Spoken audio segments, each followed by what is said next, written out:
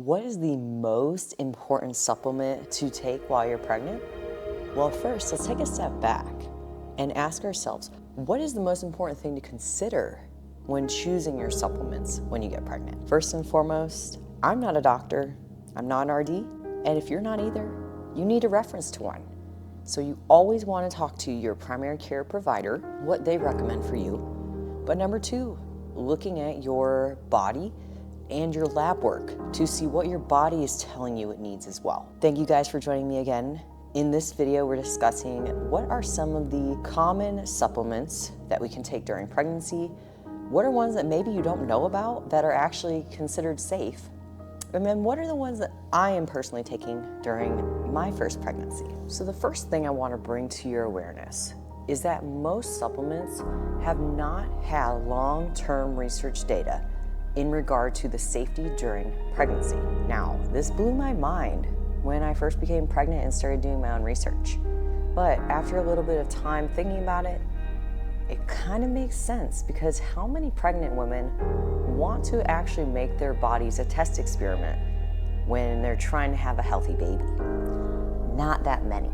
That's where a lot of the anecdotal evidence or relative experience we find from our own supplement protocols can be helpful, but we do want to take into consideration some of the studies and data we do have to know if it's even worth the risk to try adding in a holistic supplement or a random product that you're used to taking all the time. There's a handful of supplements I think are the most important for any woman when she becomes pregnant. These actually are some that you might want to include in your prenatal, pre-pregnancy care as well to help optimize your fertility. The first one, folate. We've seen in a lot of studies the benefits of folate for the baby's brain development and preventing neural tube defects. Folate typically is going to be dosed at 500 to 800 micrograms per day.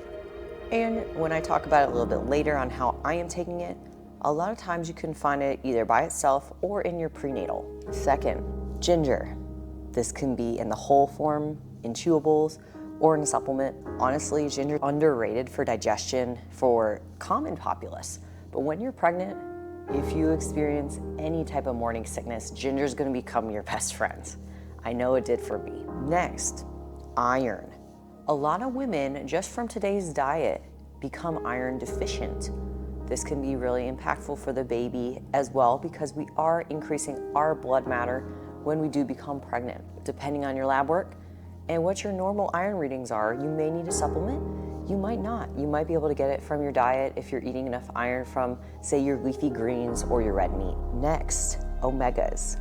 You guys might know this, but I love omegas. Super helpful for hormone health, brain health. And what are we doing? We're increasing our hormones when we make a baby. So having omegas, typically omega-3s and omega-9s, is what we don't produce enough of or eat enough of in our day-to-day diet. Getting some fish, typically a fattier fish, a couple times a week is going to be great, but you still might want to supplement a little bit depending on what your normal stress levels are like, what your normal hormones are like.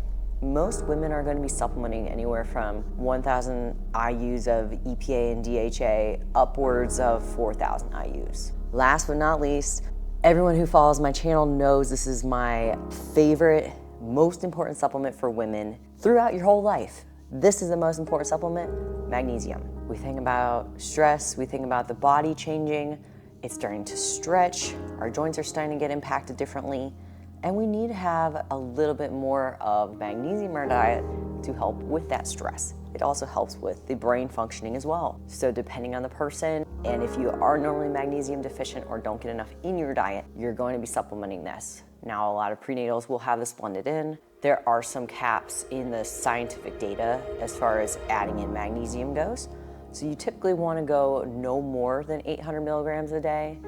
A lot of people don't even get close to that. So depending on which type of magnesium, most people are going to want to look at a blend that includes glycinate or just taking glycinate on its own. So now I'm going to talk about a few other supplements and vitamins that are typically important during pregnancy. Some of these I'm not taking at this moment in time. Getting your vitamin D and K2 can be very helpful. Once again, hormone and brain development, stress.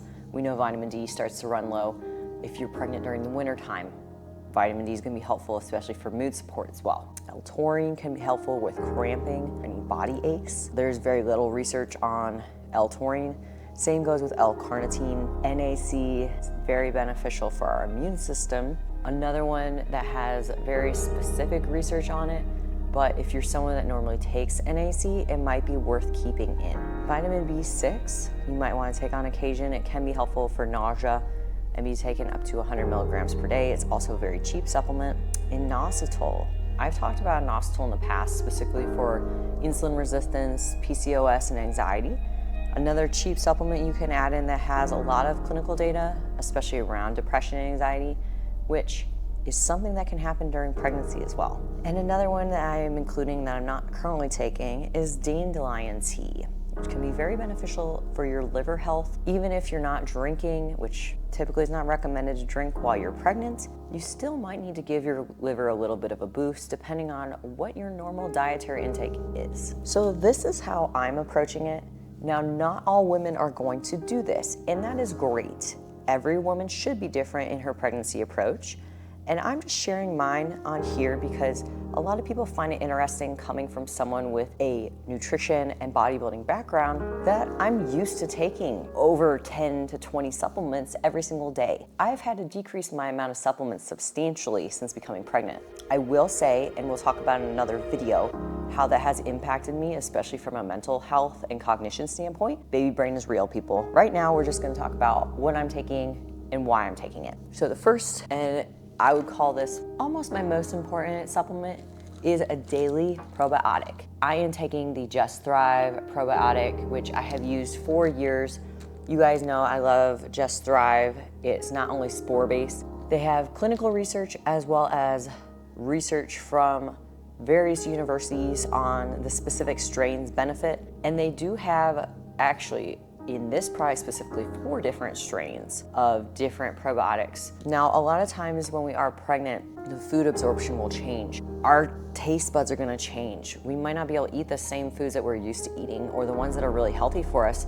We literally can't digest them or have no appetite for them. So that's where a lot of times supplements can be beneficial. And I usually will recommend to people to get as much nutrients from your food as you can. Now, if you have any imbalances in your digestive system, a probiotic can help during pregnancy. That would be something you'll want to look at. Postpartum is you need to improve your gut health a little bit more and clean some stuff up after the baby has been born and after you're done breastfeeding. So once again, Just Thrive probiotic, my favorite one, and my link for discount on this is in the description below. They are running a Black Friday sale as well, so I'd highly recommend stocking up. I typically rotate my probiotics every few months or so, but this is one that's always in my cabinet, no matter what time of year, even if I am rotating to another product, and I'm always transparent about that. The second product I'm taking is this daily prenatal. I did a lot of research on prenatals. There's a lot on the market. There's a lot of them that are full of crap. There's a lot of them that don't have a good nutrition label. But most times people don't even look at a nutrition label before they buy something. They will see it marketed as organic or plant-based or all natural, and they will just grab it, right? This one is really cool because they do change it based on what trimester you are currently in. So I am in 2nd trimester. Once I get into 3rd trimester, they will send me a different. They do have breakdowns of every single supplement and vitamin in here. So I know exactly what the dosage is of each individual product, which is really beneficial for me. A lot of times if you're getting a product that has its own proprietary blends, you don't know what's what. You don't know how much anything is. Can you really tell if something's working? Not always. There is a lot of B vitamins in this. Folate is 700 micrograms. Zinc, which can be really helpful for your immune system as well. Vitamin K, and this one does have omega fatty acids. Now the omega fatty acids are a little bit lower than what I mentioned earlier, so I am adding in additional omegas on top of this supplement. This one also has some magnesium and calcium already included. So whether you take this in the morning or at night, it comes in this super cute to-go packet. So if you're traveling and you're like, I don't want to forget to take my prenatals, they got it for you. I don't have a code at this time, If I do, I will let you guys know, but I just like the product. So I talked about adding in additional omegas. I also will add in some vitamin D. Typically, they don't recommend going over 5,000 IUs during pregnancy. If I do feel like I'm getting sick, I might increase it a little bit. Ginger, super cheap. You can get it pretty much anywhere. Always have it on hand, just saying. When it comes to working out, if I'm going to the gym, this is the only time I'm taking this, I'm stacking my EAAs with my creatine. Creatine is still the most studied supplement on the market today. That's why it's very affordable. That's why a lot of brands sell it. It's proven to work. It helps with blood plasma levels. It helps with muscle building.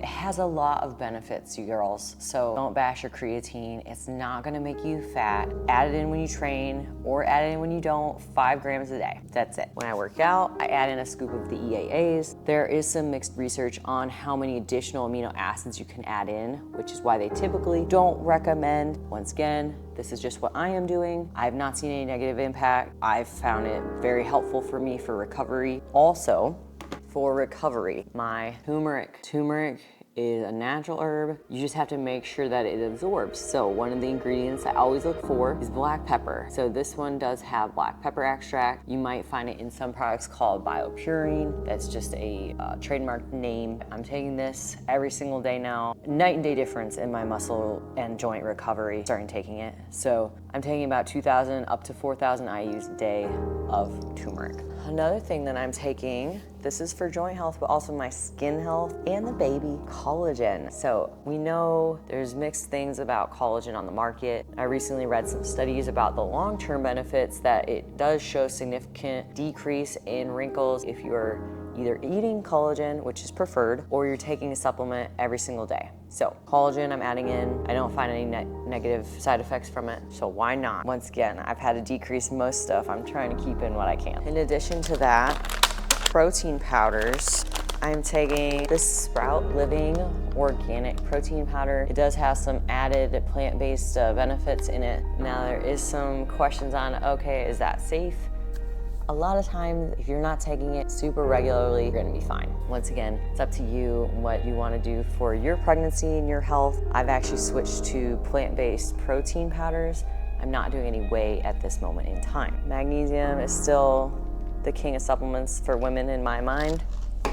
And last but not least, if I'm noticing extreme mood swings, emotional stress, or just like feeling worn down and depressed, I do add in some ashwagandha. This is the Sensoril ashwagandha. It's only 125 milligrams. There are so many different strains of ashwagandha, so you have to do your research. I will only take one of these in a day and maybe 3 to 4 days a week. I'm not trying to get increased risk of miscarriage or contractions or anything like that, but it can be really helpful if you notice your mood swings extremely bothering you. Once again, back to the power of labs and getting your blood work done. My recent blood work showed my thyroid's improving. My liver is actually the healthiest it's ever been. My iron is actually 114, which is really high for me, and all of my regular CBC panel looks great. So I don't really need to add in a whole lot more. Just trying to do more stress management on my own. My meditation and journaling and yoga practices really help with that. But you know, sometimes it can be hard to really get out of your body and what you're feeling and what's going on in your life and remembering what you're doing. You're building a body, you're making a baby. Somebody sent me a meme that a pregnant is like the ultimate bodybuilder, and I couldn't help but die laughing because it's true. Yeah, I can build and sculpt my body, but now I'm actually building a body too.